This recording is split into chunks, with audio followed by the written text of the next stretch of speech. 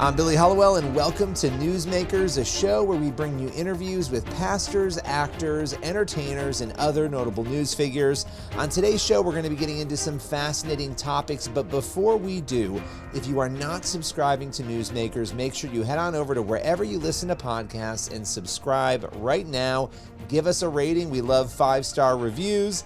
This is a show where you're going to dive deep into important issues with amazing people. With no further ado, here is today's show.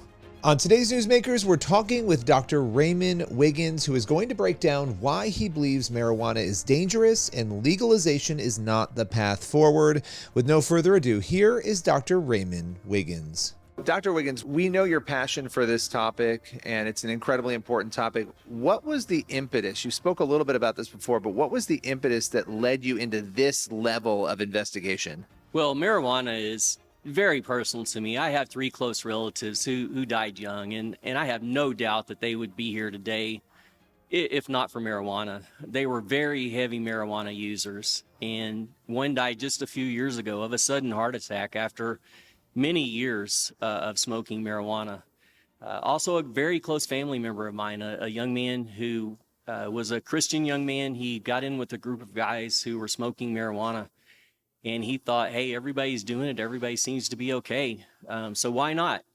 And he started smoking it. And after only 2 times, his second time, he developed really severe cannabis-induced psychosis, wound up in a psychiatric hospital, and he was never able to return to school. And that's the personal side. Then there's the professional side. I see a pattern of anxiety in my patients who smoke marijuana. Almost all of them who check the box that says that they smoke marijuana also check the box that says they have significant anxiety. Also, it takes about 3 times more propofol to keep these patients sedated than those who don't use marijuana. And it takes about 60% more pain medication after surgery to keep them comfortable. And so seeing the effects in my patients, my family, my friends, I began investigating the subject, and what I found just absolutely shocked me. I was just blown away by the amount of medical literature that was out there about this subject. And it doesn't go along with what you hear from Snoop Dogg and all the celebrities that are out there, and much of the media. It really is very different than what you hear out there. You know, reading the book, the thing that struck me the most was the level to which, and it was meticulous. You went through these studies, you brought them together, and I've said this a couple of times today, I can't emphasize it enough. I don't think anybody's done the level of analysis that you have on the available data. It is shocking that the data is available and that nobody seems to be looking at it except you are now, and some other researchers are, but you've really brought this together.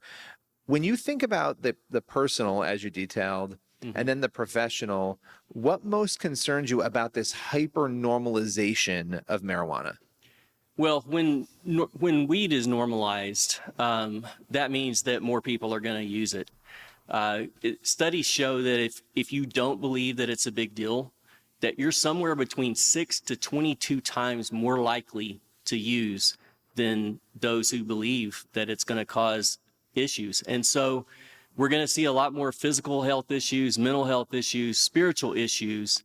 And it not only affects those who use it, but it affects the family members who are grieving over all of the problems that their family members are having, maybe over the death. And it even affects people that the user has never met, because there's close to 10,000 car accidents, fatal car accidents per year due to marijuana. So with normalization, we're going to see a lot more devastating and deadly effects. Yeah, you hear this argument often. It's like, well, I would rather be with, a person who's happy and calm, high, than I would be a person who's drunk, and you hear and again, it's this diminishing of what's actually going on. And so when I think about that, I come back to the physical. You were giving those numbers of how much more pain medication it takes for your patients, how much more. I mean, that's alarming on about 50 different levels. But when it comes to the physical impact of marijuana, marijuana, as you were investigating, you were going down, looking at that, what were the things that shocked you the most in those findings? Well, I found so many things that really shocked me, but probably the two things that shocked me the most were the heart effects and the epigenetic effects. And we were talking about this a while ago. It's fascinating. It is fascinating. I had no idea that marijuana would cause the heart effects that it does. For an hour after smoking marijuana, you have a 5 times risk of a heart attack. I have a story in my book of a young man who started smoking marijuana because he had Crohn's disease. And he thought, hey, this is going to be the thing that's going to help me. He started reading about it. He was a brilliant young man. He started reading about it. He got into a lot of books that talked about the use of marijuana in Crohn's disease. And so he talked to his parents about it. His parents were not on board at first, and then they're like, okay, well, let's just try it, because he had severe disease, Crohn's disease. Well, what they didn't know is that it was really harming his heart. And after just a few months, he began developing a severe heart arrhythmia, and he felt it a few times, but he didn't know what it was. And then he just died suddenly. Imagine the guilt that his parents had, because they felt like they literally killed their son. That's how they felt. No, they didn't kill their son, but that's how they felt, because they were on board with him using marijuana to help with his Crohn's disease. So there's severe heart effects, and I go into that in great detail in the book. The other thing that really fascinated me is something called epigenetics, and that's a sub-study in genetics. And if you look at genetics, our genetic makeup is very stable throughout life. But the epigenetics, that's all of the things that control our genes. And so it's proteins, there's many things that control our genes. That changes a lot throughout life. And this is a really hot topic now with neurologists. What they found is that the epigenetic makeup changes significantly with marijuana, very significantly. And it not only affects those who use, but it affects their children, their children's children, all the way down to the 4th generation. What do you remember from the book of Exodus, Numbers, and Deuteronomy? The sins of the fathers will be upon the sons to the 3rd and the 4th generation. So it's amazing how the Bible meshes with science when you really look at it. It's another example of the Bible being proven true, Right. which we know it is, but being proven true through science, which is what you expect to happen when you do science the right way and you look at things the right way. One of the things when it comes to the medical field in science and this topic that has been very interesting are the claims that marijuana in some way treats mental health, right? That people who are struggling with mental health issues, that marijuana is the thing that they need to take in some form to help them cope. What did you find once you started digging into that? Yeah, science is definitely against that. If you look at the American Psychiatric Association, they tell you that there is absolutely no data that shows that marijuana should be used for any psychiatric or mental health issue. In fact, science leads us absolutely in the opposite direction. Marijuana will increase anxiety, it increases depression, it increases bipolar disorder, it increases psychosis, and you can just go on and on. Again, I told you about the young man who's a close family member of mine who had cannabis-induced psychosis. That's acute. That's something that happens very quickly, but also it leads to long-term schizophrenia as well. So there are so many reasons that you should never use marijuana for a mental health issue. Yeah, and the concentrations of THC, right, have gone up so much since the 1960s and 70s. Correct. Okay, so with all of this data, and we have to come back to this because it's the big question that I think people will want to know. You have all this data showing the dangers. You document this in the book. We know it's there. People can try to ignore it, but the science is saying one thing, culture is saying another. Why has it been, in light of all this science, been fast-tracked and normalized the way that it's been? Well, there's a physical side and there's a spiritual side. Americans have been led to believe that marijuana is no big deal. And as you said, somewhere between 60 to 70% of Americans believe that it should be legal. The latest study that you quoted is 70%. If you go back to 1991, only 20% of young people believed that marijuana was not harmful. If you look at today, it's just the reverse. It's 80% of young people believe that it's not going to cause significant issues. And as I told you before, there's a 6 to 22 times more likelihood that they're going to use marijuana if they don't believe there's an issue. Dr. Kevin Sabet, who has worked for 3 presidential administrations, both Republican and Democrat, says that big marijuana has bankrolled many legislative campaigns and media campaigns, and he believes that that's the big issue, that's the reason that behind the scenes that we're seeing all of this. We're seeing it in culture because they're bankrolling all of this. And so it's a profit motive there. Also, it's really not easy to swim against the current. When I start talking with my friends about this, especially before I was studying this, a lot of people thought that this was almost humorous, that I would think that there was something wrong with marijuana. And when you have so many people headed the other direction and you're trying to swim upstream, it's really not evil. Not easy, excuse me. It is evil. But I believe there's also a spiritual component to this as well. And we're not wrestling against flesh and blood. We're wrestling against principalities and powers and rulers of the darkness and spiritual wickedness in high places. And without that spiritual component, I don't believe that there would be such a dramatic shift in such a short period of time. Yeah, in a culture where you're trying to confuse people, right? While we're talking about Ephesians 6, essentially here, what does the enemy try to do? To steal, kill, destroy, and confuse. And, that's what we're watching. Marijuana is part of that. One of the things that critics will often bring up with marijuana is alcohol. I can't tell you how many, I'm sure you've obviously heard this too. Yes. People will say, oh, okay, marijuana is far less harmful to people in society than alcohol is, so marijuana should be accepted. Now, obviously, we know you're going to have a different view. What would you say to those people if they were before you right now making that argument? Yeah, while I absolutely agree that marijuana is extremely dangerous, marijuana is actually, alcohol is extremely dangerous. Marijuana is much more dangerous than alcohol is. And if you look at the percentage of people that are addicted to alcohol, it's about 10%. If you look at the number of people or the percentage of people that are addicted to marijuana, it's 30%. And if you look at young people up to age 30, that's 46%. So almost 1/3 of people who use marijuana are addicted. Almost half of young people who use marijuana are addicted. And yes, alcohol can kill brain cells. It can cause liver cirrhosis. It's addictive. There's so many more things that marijuana does, a greater magnitude. The damage to the brain, the heart, the lungs, the immune system, fertility. I mean, you can just go on, and the risk of the mental health effects that we saw as well, or talked about as well. The two are not the same. Yeah, they're not the same. I mean, you can look, when you use marijuana, you're using marijuana to get high. When you drink alcohol, you can have a glass of wine without being drunk. There is a difference in how these drugs are consumed, essentially. Correct. But let's come back to the addictive piece, because why is it? One of the biggest arguments is, well, it's not addictive. It's not addictive. Marijuana, there's no addictive properties. Can you talk a little bit about why it is addictive and what maybe has changed? Yeah, if you go back to Woodstock, 1969, marijuana was 1 to 2% THC. The really good stuff was 3%. Fast forward to 1995, and you're looking at 4 to 6%. And today, it's 22 to 23%.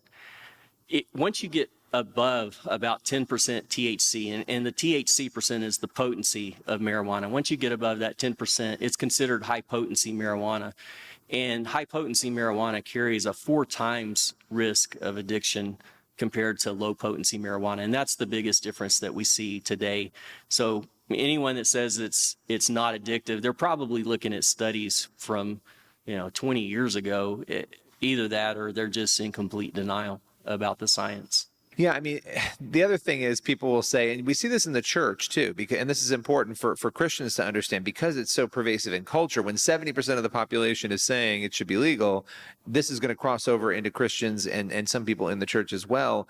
They'll say, well, marijuana is not mentioned in the Bible. You can drink alcohol, so why can't, you have a little bit of marijuana? I mean, this is an argument that is out there. How do you respond to the biblical side of that? Well, alcohol and marijuana definitely are not the same when it comes to the biblical view. While alcohol can cause many problems, and there are warnings against its use in the Bible, many warnings against the use of alcohol, it's not completely prohibited by the Bible. I don't drink alcohol, but it's not prohibited completely by the Bible. If you look at marijuana, though, the difference is you can drink a little bit of alcohol and not get drunk. You can't smoke marijuana at all and not be high. And one thing that we need to talk about is the words high and drunk. That's not a distinction that's in the Bible. Any type of inebriation, anything that makes you not be in your normal mind, is considered drunkenness in the Bible. And so all drunkenness is prohibited by the Bible. In fact, the Bible says that drunkenness and drunkards can't enter the kingdom of heaven. And so you can drink alcohol, as I said, and not be drunk. But with marijuana, there's no way that you can do that. Also, our bodies are the temple of the Holy Spirit. For all the medical reasons that I've talked about, we really should not be using marijuana because it's so much more powerful and causes so many more problems than alcohol does. And God doesn't want us to be a slave to sin. 30% of people that use marijuana are slaves to marijuana. So many reasons that we really shouldn't be using marijuana. Yeah, and the alcohol argument starts to slip a little bit too when you start seeing that more people are smoking daily than are drinking daily now, right? So you're having this inversion. It's becoming a bigger issue that needs to be addressed. We talked about the biggest things that surprised you when you started digging into the physical aspects of this, but when it came to the stories, what maybe one or two stories, the personal impact on people's lives really moved you or got to you the most? Well, since I've been doing this, I get messages, phone calls, texts from people all the time. Especially right now with the book coming out, I get these calls from people saying, hey, my family member's using, what can I do? And they tell me these just absolutely horrific stories sometimes. But there's one that really sticks out, and it's in the book. There's a gentleman, he's a PhD. He reached out to me through my website, and I wound up calling him because it was such a heartbreaking story. His wife started using marijuana because of anxiety, and as soon as their state legalized marijuana, she got her medical marijuana card. And every time she would smoke marijuana, she became psychotic, and she threatened him. She tried to kill him. She tried to kill herself. She assaulted police officers. I mean, the list just goes on. And she wound up going into psychiatric hospitals and to prison or jail 13 times. And every time she would go, she would get clean, she would get better, she would come home, she would apologize to him many times.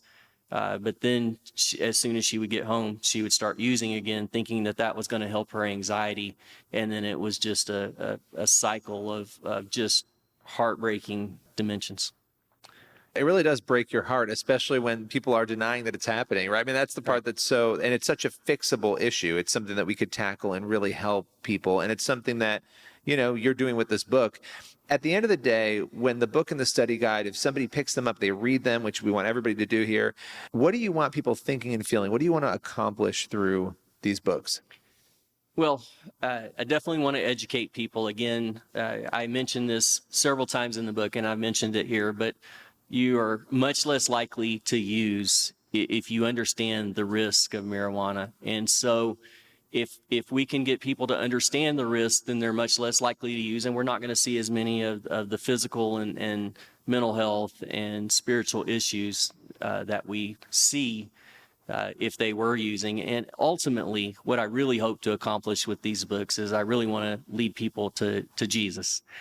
And I hope that I get to heaven one day and a lot of people come up to me and say, hey, I read your book. I gave my life to Jesus, and that's why I'm here. I love that. Well, Dr. Wiggins, thank you so much. Appreciate your time. Thank you so much for being here. I appreciate your time. That's all for today's Newsmakers. I'm Billy Hollowell. Make sure you head on over and rate this show on your favorite podcast platform. Let your friends and family know to listen as well. We have new episodes Monday through Friday on your favorite podcast platforms. You can also watch the Newsmakers TV show on the CBN News channel. That show airs once a week with 3 incredible interviews with newsmakers. Be sure to head on over and watch that, and also head over for more interviews to the CBN News YouTube channel and cbnnews.com. I'll see you again very soon for another Newsmakers.